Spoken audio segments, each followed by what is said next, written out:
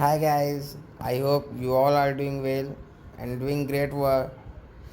So हम लोग ने supreme court plus high court को ऑलरेडी बहुत डिटेल में डिस्कस कर चुके हैं, प्लस उसका इम्पोर्टेंट पॉइंट भी देखे कि क्वेश्चन कहाँ से पूछा जा रहा है.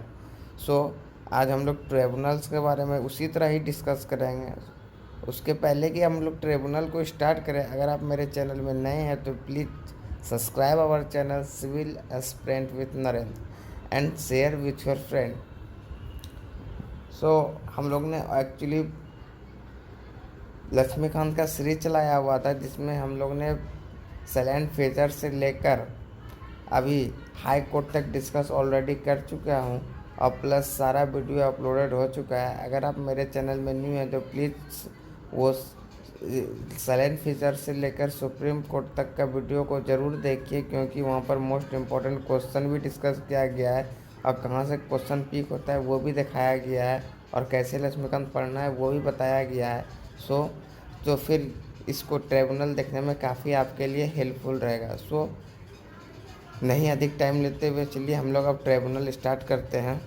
ट्रिब्यूनल्स को अब हम यहाँ पे डिस्कस करते हैं, ठीक है, एंड देखते हैं इसको क्या है कैसा है, इसको डिस्कस करते हैं. सबसे पहले बात यहाँ पे एक चीज़ समझते हैं सर, ट्रिब्यूनल्स क्या होते हैं एंड ये फंक्शंस कैसे करते हैं एंड ज़रूरत क्या होती है, राइट.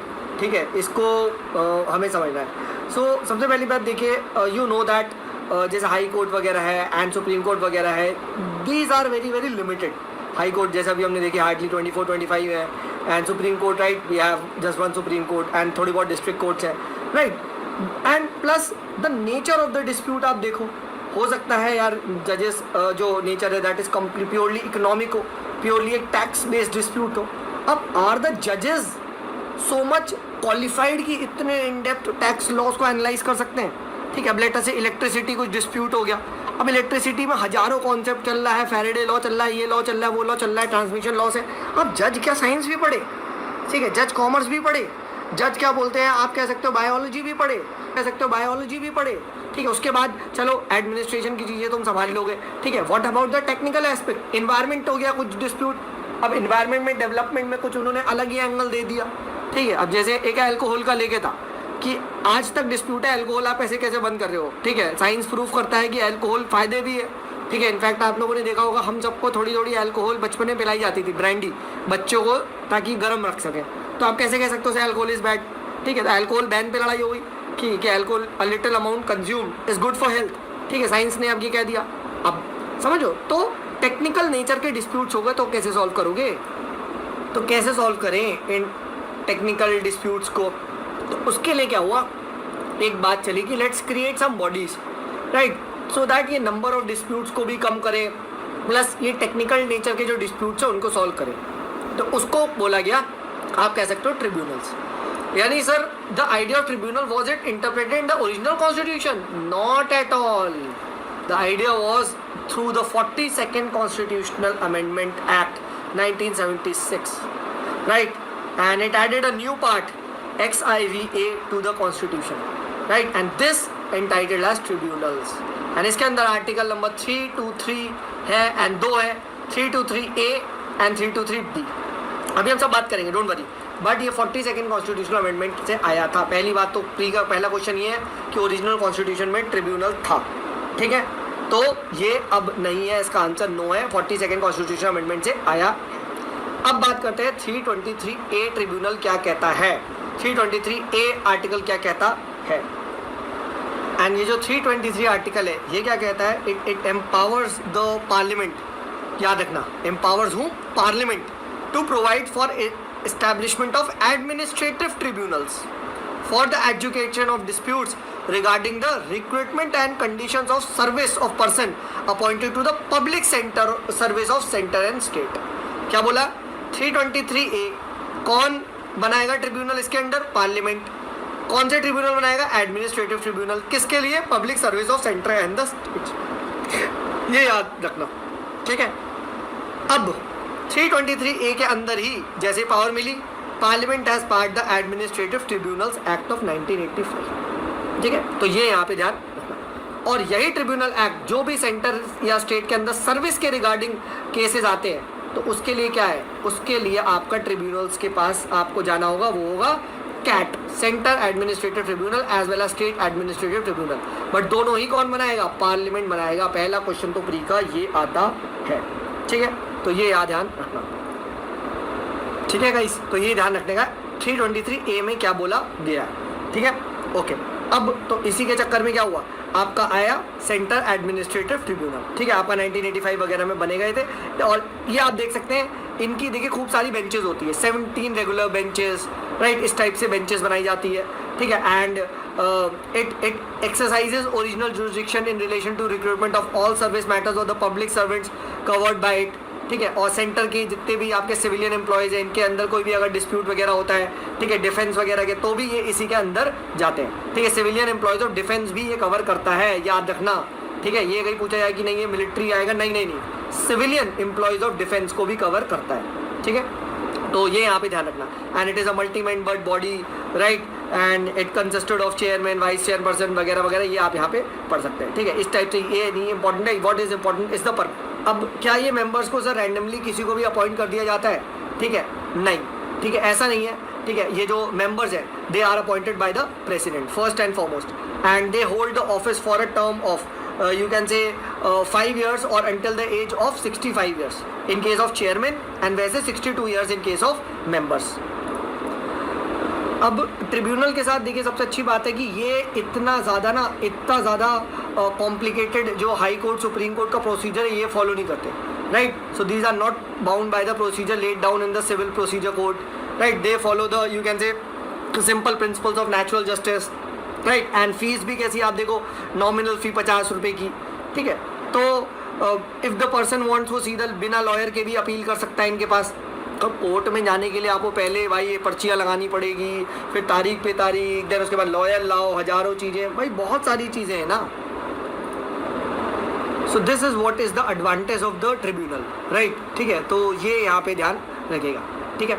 अब एक चीज़ और यहाँ पे जो पता होनी चाहिए कि काफ़ी बार जो ट्रिब्यूनल्स हैं इनको ये भी पूछा जाता है कि क्वासी जुडिशियल बॉडी क्यों कहा जाता है, ठीक है। अब इसको देखिए समझिए क्या होता है क्वासी जुडिशियल, कैसे। क्वासी का मतलब आप लोग जानते हैं which is not a completely judicial body, correct. अब जुडिशरी का एक प्रिंसिपल होता है and that principle is called as, एक प्रिंसिपल ऑफ नेचुरल जस्टिस होता है, that you cannot be the जज in your own case, right. आपने किसी का मर्डर किया तो आप ही उस जज नहीं बन जाओगे उस केस में, ठीक है, ठीक है। तो ट्रिब्यूनल में क्या होता है, it is a kind of, अगर ये हो जाए तो वायलेशन होगा, ठीक है। तो अब ट्रिब्यूनल में कैसे ये principles of natural justice violate होता है, देखिए ट्रिब्यूनल के मेजरली केसेस गवर्नमेंट के अगेंस्ट ही आते हैं, तो राइट। एंड इसमें हु अपॉइंट्स द जजेस, गवर्नमेंट, राइट। तो गवर्नमेंट के केसेस गवर्नमेंट के अगेंस्ट क्या हो गया है, क्वासी जुडिशियल, पर प्रिंसिपल ऑफ नेचुरल जस्टिस का प्रिंसिपल वायलेट, तो बस हाँ है ना, ठीक है। तो दिस इज़ व्हाट आप कह सकते हो is the principle of quasi judicial. तो इसीलिए कहा जाता है जो कैट है it is a quasi judicial, ठीक है, ये आप ध्यान रखिएगा। एंड जो स्टेट में एडमिनिस्ट्रेटिव ट्रिब्यूनल्स होते हैं वो भी done by the centre only, क्योंकि अभी हमने पढ़ा है 323A के अंदर जो ट्रिब्यूनल्स हैं that can be set up by tribunals, state administrative tribunals can be set up by what, central government only, right. तो ये भी क्वेश्चन पूछा जाता है कि भाई सेंट्रल गवर्नमेंट आपका स्टेट गवर्नमेंट के भी जो ट्रिब्यूनल्स है उसको सेटअप करती है, तो क्या सर अभी तक कोई सेटअप किया है? यस, हिमाचल प्रदेश, उड़ीसा, कर्नाटका, MP वगैरह वगैरह के लिए ये किए गए, ठीक है। तो 323A इज़ यहाँ पे डन, ठीक है। तो ये यहाँ पे ध्यान रखिएगा। एंड सैट की एक्सक्लूसिव जुरिसडिक्शन का होती है in the matters of state government employees, ठीक है, डन। तो ये यहाँ पे ध्यान रखिएगा। एंड सेम प्रोसीजर होता है, members of the SAT are appointed by the president after consultation with the governor of the state concerned, right? And similarly you can say इसी एक्ट में joint administrative tribunals की बनाने की भी बात वही के करी गई है। एंड अब आता है 323B। अब 323B में क्या होता है, जैसे 323 में द A में power was with parliament only, याद रखिएगा, यहाँ क्या है, यहाँ पे the power lies with both parliament as well as state legislature. First and पहला क्वेश्चन यहाँ आता है, to provide for the establishment of tribunal, जैसे 323A में क्या था, only for the administrative service वगैरह, हाँ या ना। यहाँ क्या है, फॉर ये सारे में taxation, foreign exchange, industrial labour, collection, land reform वगैरह वगैरह वगैरह वगैरह, ठीक है। तो ये याद रखना। तो पहला क्वेश्चन ये पूछा जाता है कि 323 में क्या ए और बी में अंतर क्या है। तो सबसे पहले ये आता है 323A में क्या होता है, स्टैब्लिशमेंट ऑफ ट्रिब्यूनल वो पब्लिक सर्विस मैटर ओनली, ये ध्यान रखना। 323B में for other matters also, done. 323 में कौन करेगा, parliament only, for the state also, yes sir. 323 में कौन करेगा, दोनों, पार्लियामेंट प्लस स्टेट लेजिस्लेचर दोनों, ठीक है। ये यहाँ पे ध्यान रखना, ठीक है। एंड तो ये जो डिफरेंस है ये यहाँ पे आपको पता होना चाहिए। एंड जो थर्ड पॉइंट कि जो यहाँ पे आप कह सकते हो 323 के अंदर क्या होगा, एक ही सेंटर के लिए होगा प्लस एक डिफरेंट स्टेट्स के लिए हो सकता है, जबकि 323B में कोई ऐसी हायरार्की वगैरह नहीं है, बहुत सारे यहाँ पे क्रिएट किए जा सकते हैं, प्लीज़ रिमेंबर दिस, ठीक है। तो और एक और चीज़ था कि इट वॉज बीइंग सेड कि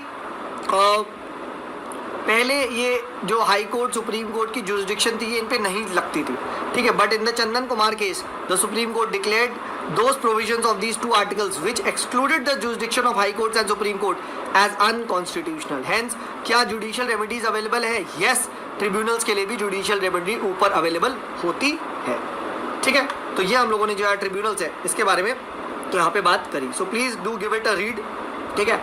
एंड ट्रिब्यूनल्स का ये जो चैप्टर है, ठीक है, ये हमारा यहीं पे ख़त्म होता है। This is the important. Now next we begin the subordinate courts.